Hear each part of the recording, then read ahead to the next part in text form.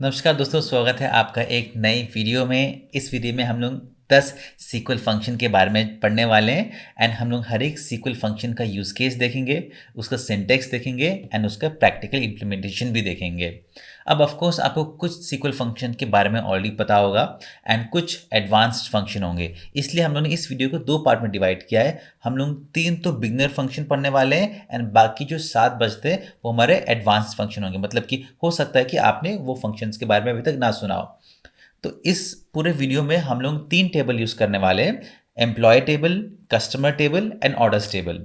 Employ table में हमारे पास में एम्प्लॉय की आईडी है, first name, last name, department, salary and hire date. उसी तरीके से हमारे पास में एक कस्टमर टेबल है जहाँ पे customer ID, first name, last name, phone number and email है। एंड फाइनली हमारे पास में ऑर्डर टेबल आता है जहाँ पे हमारे पास ऑर्डर आईडी है, कस्टमर आईडी जो कि एक फॉरेन आईडी कस्टमर टेबल से आ रही है, order date, total amount and meta data है। तो अगर आपने टेबल्स का नाम देख के पता लगा लिया होगा कि ये हमारे पास में एक तरीके का एक स्टोर का डेटा बेस है एंड आपको ये डेटाबेस पूरा मिल जाएगा आपको इस वीडियो के डिस्क्रिप्शन में। आपको ये टेबल्स कैसे बनाने हैं एंड इसमें जो जो डेटा हम लोग इंसर्ट करने वाले हैं वो पूरी क्वेरीज के साथ में आपको मिल जाएगी। तो एक बार हम लोग क्विकली अपने जो टेबल्स में जो डेटा स्टोर है उसको देख लेते हैं। फिलहाल मैं पीजी एडमिन में हूँ जो कि पोस्टग्रेस सीक्वल है। अब आप चाहो तो इसे माई सीक्वल में भी यूज़ कर सकते हो या फिर कोई भी आपको सीक्वल का जो फ्लेवर पसंद है, जो आपको मैं क्रिएट टेबल के क्वेरीज एंड इंसर्ट की जो क्वेरीज देने वालों में उनको आप यूज़ करके आप कहीं भी टेबल्स बनाइए, कहीं भी डेटाबेस बनाइए एंड आप इस पूरे वीडियो को आराम से फॉलो कर पाओगे। तो हमारे पास में जो सबसे पहले टेबल आता है वो है हमारे पास में एम्प्लॉयज़ का टेबल। तो मैं लिखूंगा select star from employees and यहाँ पे हमारे पास में देखिए पहला कॉलम है आईडी का जो कि हमारा employ ID, first name, last name, department, salary and then hire date. इसी तरीके हमारे पास में कस्टमर टेबल भी है एंड यहाँ पे हमारे पास में customer ID, first name, last name, phone number and email. And finally हमारे पास में ऑर्डर टेबल आ जाता है जहाँ पे order ID, customer ID, order date and total amount है। जो फाइनल कॉलम आता है हमारे पास में मेटा डेटा, वहाँ पे जो हमारा डेटा स्टोर्ड है वो एक जेसन फॉर्मेट में है एंड हम लोग इस वीडियो में देखेंगे कि कैसे आप फंक्शंस को यूज़ करके जेसन बेस्ड कॉलम से भी वैल्यूज़ को फेच कर सकते हैं। सेकेंड सिनेरियो है कि a company's HR department wants to determine whether they are paying competitive salaries compared to industry standard।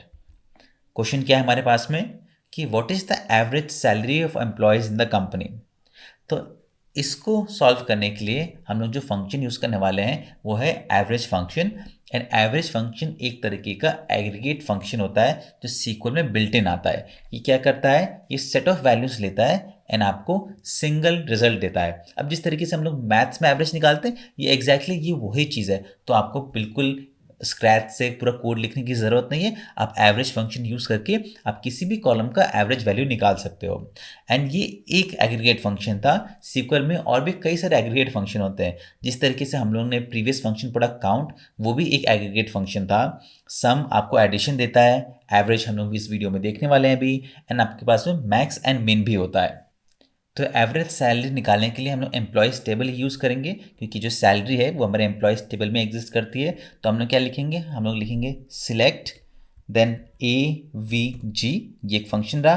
Parenthesis के अंदर में अब हम लोग को कॉलम का नेम देना है। तो select average salary from employees. अब इसे रन करेंगे तो हमारे पास में आ गया है 60,400। अभी काफ़ी सारी ज़ीरो के साथ में आ रहा है। तो एक और फंक्शन आता है हमारे पास में, वो राउंड फंक्शन होता है जो आपकी नंबर ऑफ डेसिमल प्लेसेस को कम कर सकता है। उसके बारे में मैं आपको इस वीडियो में नहीं बताऊंगा, लेकिन वो आपका होमवर्क होगा। आप इंटरनेट में सर्च करिए एंड उसे पढ़िए।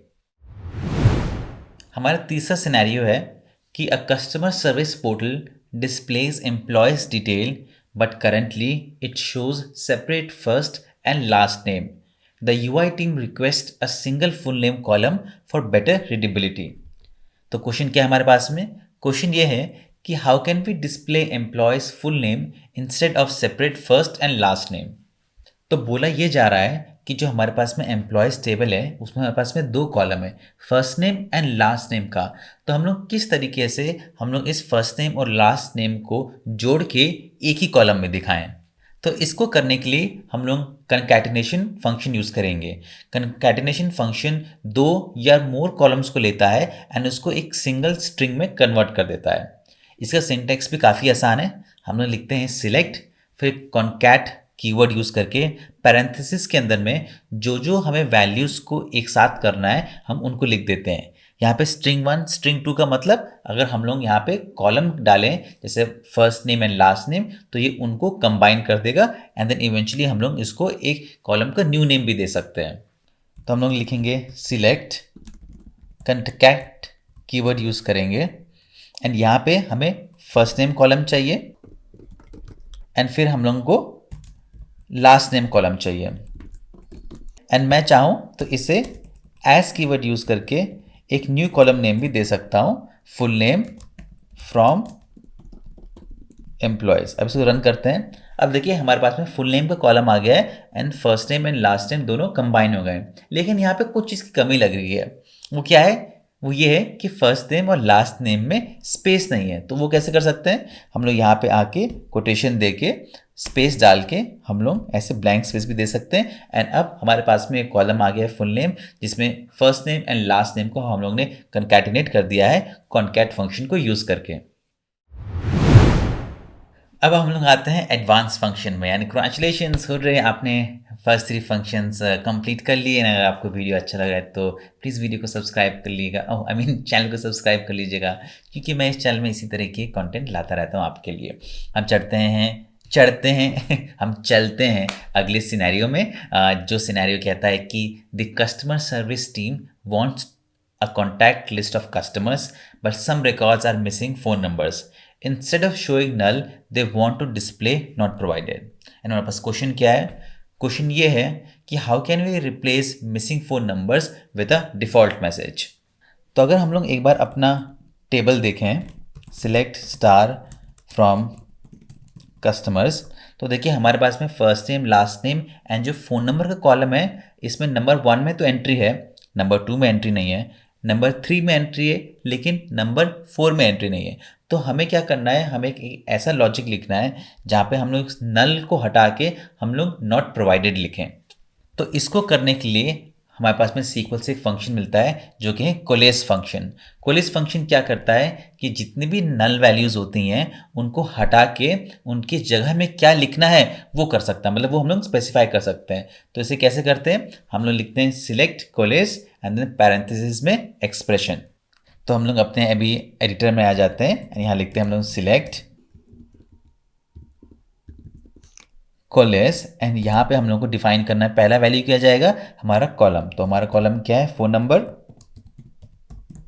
एंड फिर हमें फॉलोअप में लिखना है कि हमें नल वैल्यूज़ जो हमें मिलेंगी इस कॉलम पे उसको किससे रिप्लेस करना है। तो हमारे में क्या है?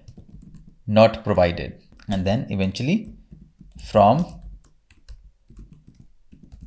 कस्टमर्स। एंड मैं चाहूँ तो इसे एज कीवर्ड यूज़ करके इसका नेम भी चेंज कर सकता हूँ एंड हम लोगों ने सब दे दिया अब कॉन्टैक्ट। इसको रन करते हैं तो देखिए अब हमारे पास में कॉन्टैक्ट कॉलम आ गया है एंड जहाँ पे नल आ रहा था पहले वहाँ पे वो नल वैल्यू हट के यहाँ पे प्रोवाइडेड हो गई है। तो इस तरीके से आप नल वैल्यू को अपने किसी भी कॉलम में रिप्लेस कर सकते हो अपने पसंदीदा टेक्स्ट से। 5th सिनेरियो में हमारे पास में है कि a company wants to reward the top 10 highest paid employees. If 2 employees have the same salary, the one who joined earlier should rank higher. तो क्वेश्चन क्या है हमारे पास में कि how can we assign a unique rank to each employee based on salary, prioritizing those who joined earlier in case of ties. Simply हम लोग से ये पूछा गया है कि हमें जो सैलरीज हैं उसको हाईएस्ट से लोएस्ट में दिखानी है। एट द सेम टाइम हमें एक ऐसा कॉलम भी चाहिए जहाँ पे उसकी रैंकिंग हो।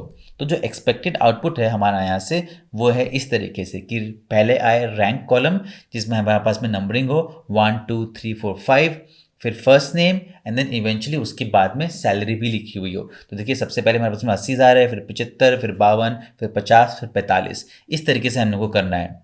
ऑफकोर्स हम लोग इसे देखेंगे, हम लोग कह सकते हैं कि ऑफकोर्स हम लोग इसको ऑर्डर बाय से कर सकते हैं, लेकिन अगर आप इसे सिर्फ ऑर्डर बाय से करोगे तो रैंक कैसे आएगा?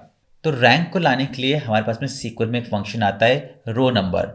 रो नंबर क्या करता है? ये हर एक रो को एक रो नंबर असाइन कर देता है एंड इसका सिंटेक्स काफ़ी ही आसान होता है। हम लिखते हैं सिलेक्ट रो नंबर, फिर हम लोग को बताना होता है कि किस कॉलम के ऊपर में हम लोग को रो नंबर देना है, मतलब कि किस हिसाब से हमारे पास में टेबल में कई सारे कॉलम होंगे तो रो नंबर तो देना है, लेकिन किस कॉलम के हिसाब से उसको फिर हम लोग ओवर कीवर्ड यूज़ करके उस पैरेंथेसिस के अंदर में बताते हैं कि हम लोग को किस कॉलम का नाम देना है। एंड इस कॉलम के नाम को हम लोग ऑर्डर बाय भी कर सकते हैं, by ascending, by descending, and eventually as always हम लोग अपने कॉलम को रीनेम कर सकते हैं and then from table name.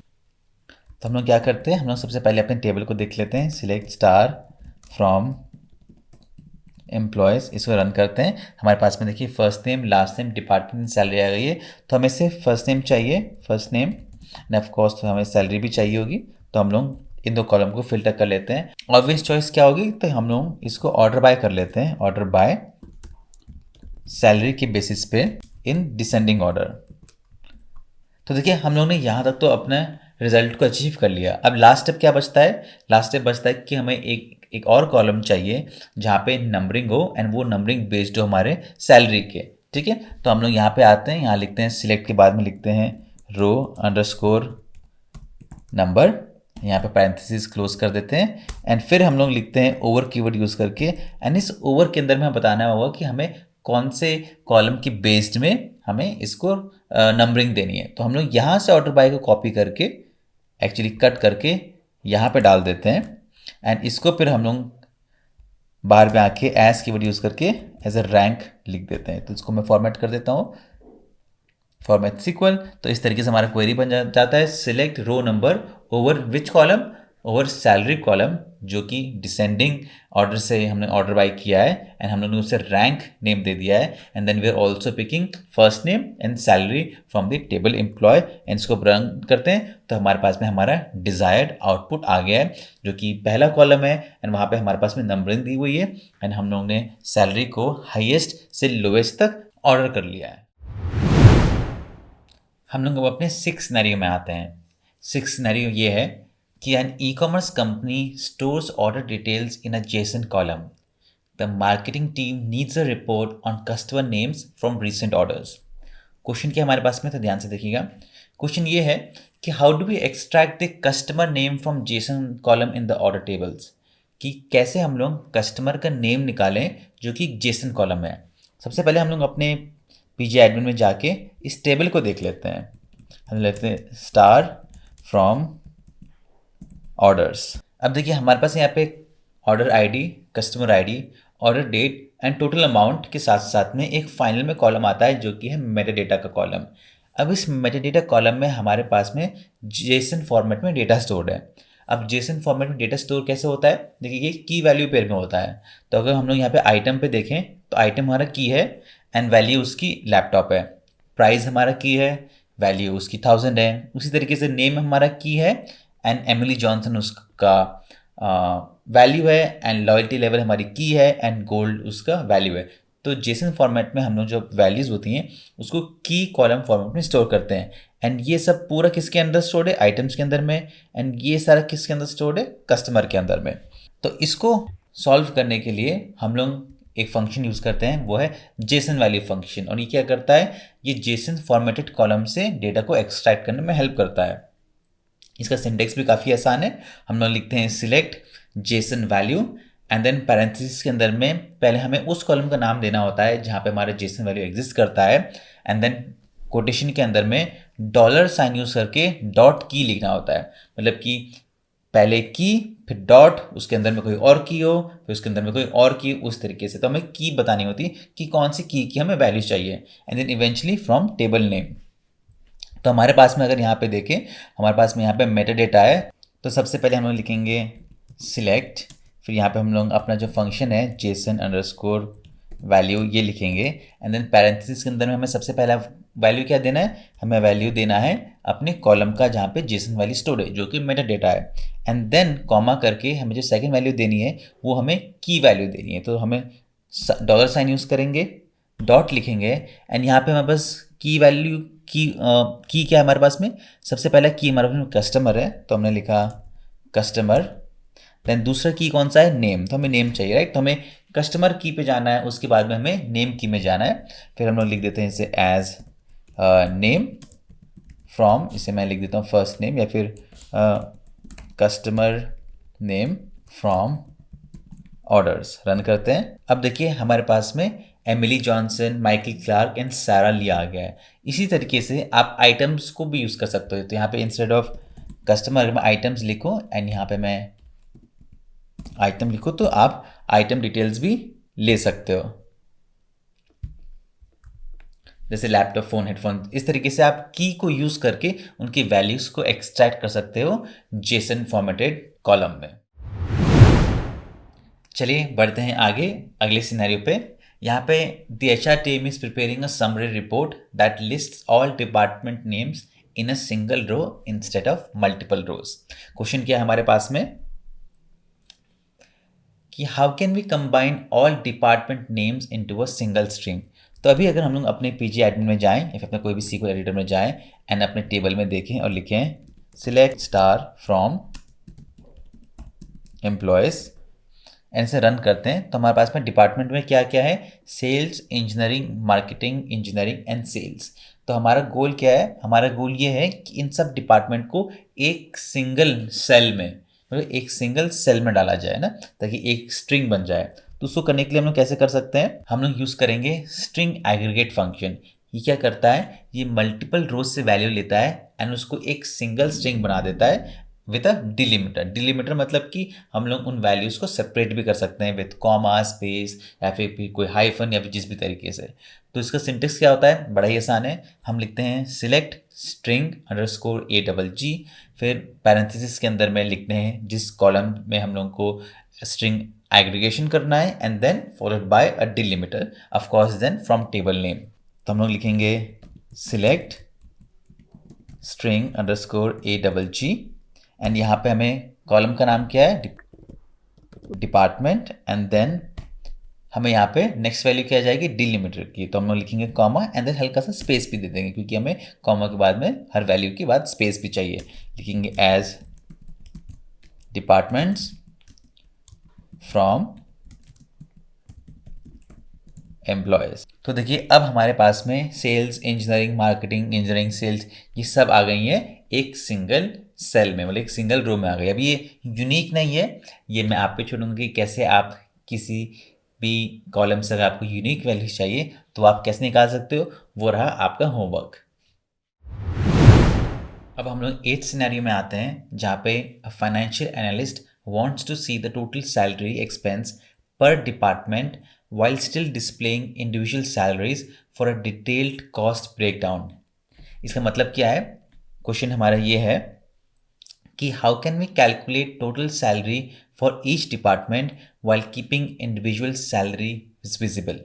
देखिए इस क्वेश्चन को सॉल्व करने के लिए सबसे पहले हम लोग देख लेते हैं कि हम लोग यूज़ क्या करने वाले हैं। हम लोग यूज़ करने वाले एक विंडो फंक्शन का, एंड विंडो फंक्शन होते क्या है, ये विंडो फंक्शन कुछ पर्टिकुलर सेट ऑफ रोज में ही लगते हैं। जैसे कि हम लोग अभी तक जो भी एग्रीगेट फंक्शन यूज़ कर रहे थे, जैसे कि हमें टोटल सैलरी चाहिए ना, टोटल सैलरी के लिए तो हम लोग एग्रीगेट फंक्शन यूज़ करेंगे जो कि सम होगा। लेकिन जो सम होता है वो तो पूरे कॉलम में लग जाता है ना। हम किसी एक पर्टिकुलर सेक्शन में तो नहीं लगा सकते हैं अपने टेबल की। उस चीज़ को करने के लिए हम लोग विंडो फंक्शन का यूज़ करते हैं ओवर कीवर्ड यूज़ करके, ठीक है। एंड हमारा जो एक्सपेक्टेड आउटपुट है वो कुछ इस तरीके से है कि इंजीनियरिंग लिखा हो एंड उसकी टोटल सैलरी आ रही हो, मार्केटिंग लिखा हो उसकी टोटल सैलरी आ रही हो, सेल्स लिखा हो फिर उसकी टोटल सैलरी आ रही हो। अब जो हमारे पास में डेटाबेस एंड जो टेबल है उसमें क्या है कि इंजीनियरिंग 2 बार है, मार्केटिंग 2 बार है, सेल्स 2 बार है, इसीलिए वो 2 बार आ रहे हैं। अगर हमारे पास में टेबल अच्छा होगा तो वैल्यू एक ही बार आएगी। यहाँ पे सबसे पहले हम लोग लिखते हैं सिलेक्ट डिपार्टमेंट फ्रॉम एम्प्लॉयज़। तो हमारे पास में डिपार्टमेंट आ गया है। नेक्स्ट हमें क्या चाहिए, हमें चाहिए सैलरी, जो कि उस सैलरी का सम है ना। तो हम लिखेंगे सम एंड सैलरी कॉलम। अब हमें ये जो सम सैलरी चाहिए ये किसके बेसिस पे चाहिए, मतलब कि हमें सैलरी ऐसे तो नहीं कि हमें पूरी सैलरी का पूरा सम चाहिए कॉलम का, हमें ऐसे तो नहीं चाहिए। इससे क्या होगा कि हम लोग पूरे सैलरी का कॉलम का सम ले रहे हैं हमें, लेकिन ऐसा नहीं चाहिए। हम चाहते हैं कि हमें हर एक डिपार्टमेंट का सैलरी मिले। तो हम लोग क्या करेंगे, हम लोग ओवर कीवर्ड यूज़ करेंगे उसके बाद में, एंड देन पैरेंथेसिस में कीवर्ड आता है हमारे पास में पार्टीशन। पार्टीशन लिख के देन बाय, हमें इसे सॉर्ट करना है डिपार्टमेंट के बेसिस में। तो sum salary over partition by department करके लिखेंगे एंड अब हम लोग रन करेंगे तो हमें इंजीनियरिंग, मार्केटिंग एंड सेल्स का टोटल सम दिख गया। तो इस तरीके से आप विंडो फंक्शन यूज़ करके एक पर्टिकुलर सेट ऑफ रोज में अपने क्वेरीज को परफॉर्म कर सकते हो। 9th सिनेरियो में आते हैं, जहाँ पे a company's HR department wants to compare each employ salary with the next highest paid employee to analyse salary gaps. यहाँ पे हमारे पास में क्वेश्चन ये आता है कि how can we retrieve each employ salary along with the salary of the next highest paid employ. मतलब कि हमें हर एक एम्प्लॉय का सैलरी चाहिए एंड उसके बाद में हमें एक और कॉलम चाहिए जहाँ पे नेक्स्ट सेकंड हाईएस्ट सैलरी का एम्प्लॉय है।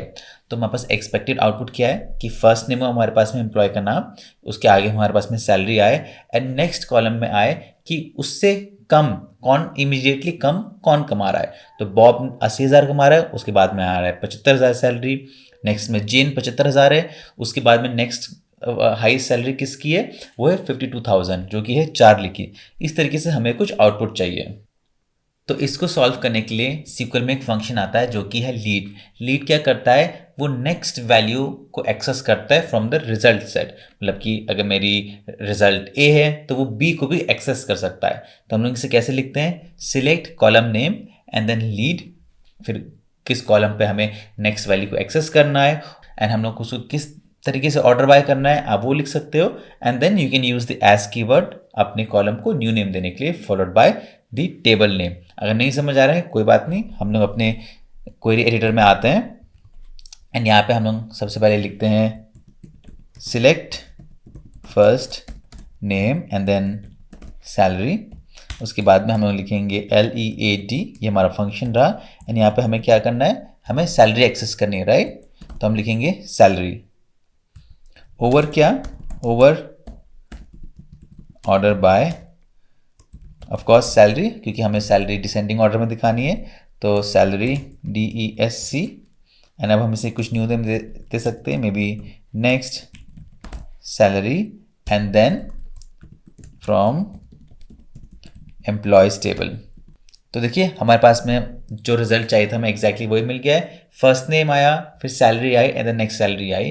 तो हमने कहा कि हमें सैलरी के बेसिस पे हमें क्या करना है, सैलरी के नेक्स्ट कॉलम से वैल्यू को पिक करनी है एंड हमें ऑर्डर कर रहा है सैलरी के बेसिस में एंड उसे हमने डिसेंडिंग ऑर्डर में कर दिया है। एज यूज करके हम लोगों ने कॉलम का नाम दे दिया। तो मेन हमें यहाँ पे सीखना है यहाँ पे कि हम लोग लीड फंक्शन को यूज करके अपने रिजल्ट सेट में से नेक्स्ट कॉलम वैल्यू को पिक कर सकते हैं। तो फाइनली हम लोग अपने लास्ट सिनेरियो में आ जाते हैं, जहाँ पे a data analyst needs to find departments where the total salary expense exceeds $500,000.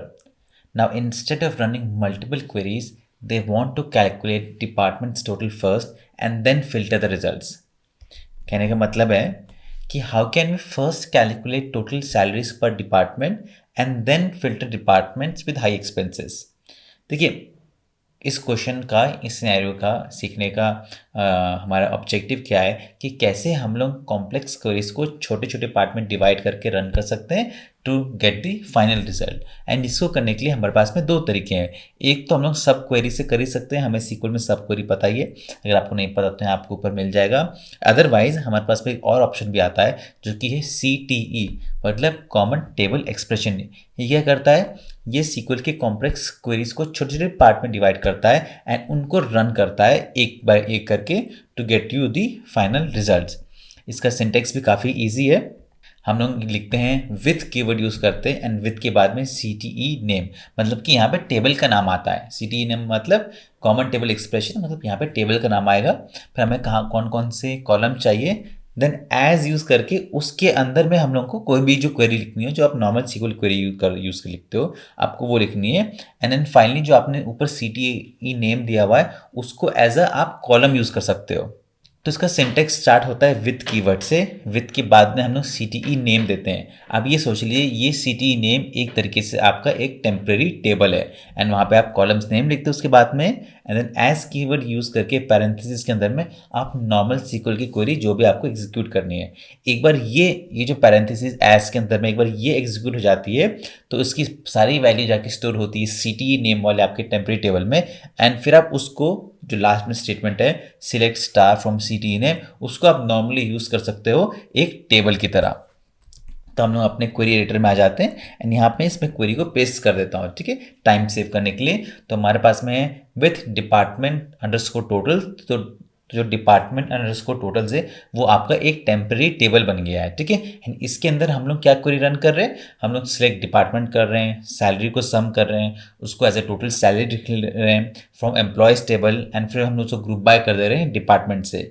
एक बार जब ये क्वेरी पूरी रन हो जाएगी ये आपकी स्टोर हो जाएगी डिपार्टमेंट अंडरस्कोर टोटल्स में, एंड फिर इससे आप select star from department totals कर सकते हो। एंड अगर आप सीक्वल को रन करोगे तो आपके पास में देखिए मार्केटिंग इंजीनियरिंग सेल्स की टोटल सैलरी आ गई है।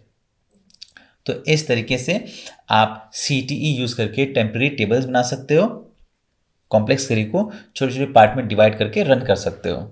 So alright boys and girls, ये था हमारा टॉप 10 सीक्वल फंक्शन। अगर आपको इनमें से कोई और भी नए सीक्वल फंक्शंस पता है तो आप इसे ज़रूर कमेंट करके बताइएगा। एंड अगर आपको वीडियो अच्छा लगा हो so please don't forget to like share and please subscribe जरूर कर लीजिएगा। Thank you so much and I will see you in the next video.